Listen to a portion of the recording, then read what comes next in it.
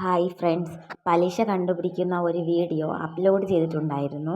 ആ വീഡിയോ എല്ലാവർക്കും ഉപകാരപ്രദമായെന്ന് വിശ്വസിക്കുന്നു. കുറച്ച് പേർക്കൊക്കെ ആ വീഡിയോ കണ്ടതിൽ ഡൗട്ടുണ്ട്. ആ ഡൗട്ട് ക്ലിയർ ചെയ്യാനായിട്ടാണ് ഈ വീഡിയോ ചെയ്യുന്നത്. നമ്മളെ കൺഫ്യൂസ് ആക്കുന്ന ഒന്നാണ് പലിശയും പലിശ നിരക്ക് എന്നുള്ളത്.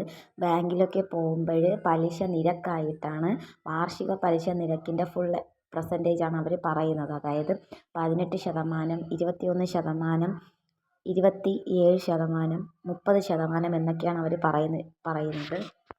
എക്സാമ്പിളായിട്ട് 12,000 രൂപയ്ക്ക് 1.5 രൂപ പലിശയിൽ 2 മാസത്തേക്ക് എങ്ങനെ കണ്ടുപിടിക്കാം എന്ന് നമുക്ക് നോക്കാം.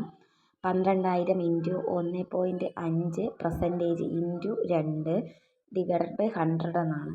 അപ്പോൾ 360 രൂപ കിട്ടും. ഇതെന്ന് പറയുന്നത് 12,000 രൂപയ്ക്ക് 2 മാസത്തേക്കുള്ള പലിശയാണ് പറയുന്നത്. അടുത്ത ഈ 12,000 രൂപയ്ക്ക് തന്നെ ഒരു വർഷത്തേക്ക് നമുക്ക് എങ്ങനെ പലിശ കണ്ടുപിടിക്കാമെന്ന് നോക്കാം. അതായത് 12,000 ഇൻറ്റു 1.5% ഇൻറ്റു 12 ആണ്. അപ്പോൾ 2,160 രൂപ കിട്ടും. ഇതെന്ന് പറയുന്നത് ഒരു വർഷത്തെ പലിശയാണ്. ബാങ്കിലൊക്കെ 1.5 രൂപ പലിശ എന്നവർ പറയില്ല. അതിന് പകരം 18% പലിശ എന്നൊക്കെയാണ് പറയുന്നത്. അവർ വാർഷിക പലിശ നിരക്കിലാണ് പറഞ്ഞു തരുന്നത്. 18% എന്ന് പറയുന്നത് 1.5 രൂപ പലിശയാണ്. 18% കിട്ടുന്നത് 1.5 രൂപ പലിശയെ 12 മാസം കൊണ്ട് ഗുണിക്കുമ്പോൾ 18% കിട്ടും. നേരത്തെ ചെയ്ത വീഡിയോയിൽ 50,000 രൂപയ്ക്ക് 1.5 രൂപ പലിശ നിരക്കിൽ എന്നാണ് ഞാൻ കൊടുത്തിരുന്നത്.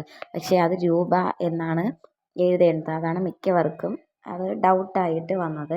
അപ്പോൾ 1.5 രൂപ പലിശ എന്ന് പറയുന്നത് 18% തന്നെയാണ്.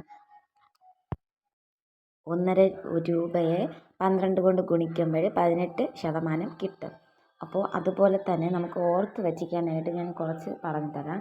18%, 21%, 24%, 27%, 30%. ഇതെന്ന് പറയുന്നത് പലിശ നിരക്കാണ്. അപ്പോൾ ഇതിന് നമുക്ക് സാധാ ബാങ്കിലൊക്കെ ഫൈനാൻസിലൊക്കെ നമുക്ക് മാസം പലിശയായിട്ട് എങ്ങനെ കൺവേർട്ട് ചെയ്യാം. അതായത് 18% എന്നുള്ളത് 1.5 രൂപ പലിശ, 21% എന്ന് പറയുന്നത് 1.25 രൂപ പലിശ, 24% എന്ന് പറയുന്നത് 2 രൂപ പലിശ, അടുത്ത് 27% എന്ന് പറയുന്നത് 2.25 പലിശ, 30% എന്ന് പറയുന്നത് 2.5 രൂപ പലിശ. ഇത് നമുക്ക് ഓർത്ത് വച്ചിരുന്നാൽ ബാങ്കിലെ പലിശ നിരക്ക് ഇതുപോലെ നമുക്ക് എളുപ്പത്തിൽ കണ്ടുപിടിക്കാവുന്നതാണ്.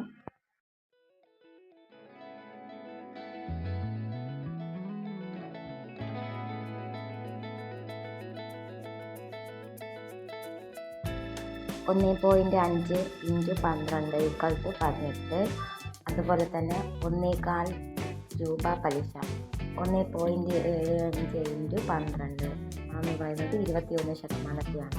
അതുപോലെ എല്ലാത്തിനെയും 12 കൊണ്ട് ഗുണിക്കുമ്പോൾ ശതമാനം കിട്ടും, പലിശ നിരക്ക് കിട്ടും.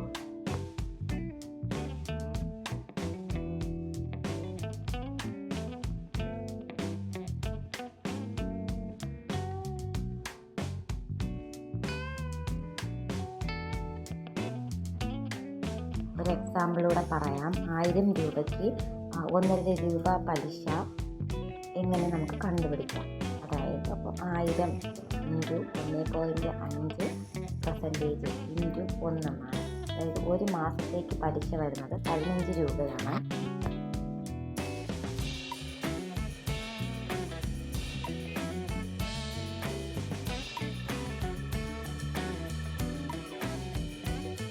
അതുപോലെ തന്നെ 1000 രൂപയ്ക്ക് ഒരു വർഷത്തേക്ക് പലിശ കണ്ടുപിടിക്കുന്നത് 1000 ഇൻറ്റു 1.5% ഇൻറ്റു 12 എന്നാണ്. അപ്പോൾ 180 രൂപ കിട്ടും. വീഡിയോ ഇഷ്ടമായാൽ ലൈക്ക് ചെയ്യാനും സബ്സ്ക്രൈബ് ചെയ്യാനും മറക്കരുത്. അടുത്തൊരു വീഡിയോ ആയിട്ട് പിന്നെ കാണാം. ഈ വീഡിയോയിൽ എന്തെങ്കിലും ഡൗട്ട് ഉണ്ടെങ്കിൽ കമൻ്റായിട്ട് നിങ്ങൾ രേഖപ്പെടുത്തേണ്ടതാണ്. വീഡിയോ ഇഷ്ടമായെന്ന് വിശ്വസിക്കുന്നു. അപ്പോൾ അടുത്തൊരു വീഡിയോ ആയിട്ട് പിന്നെ കാണാം.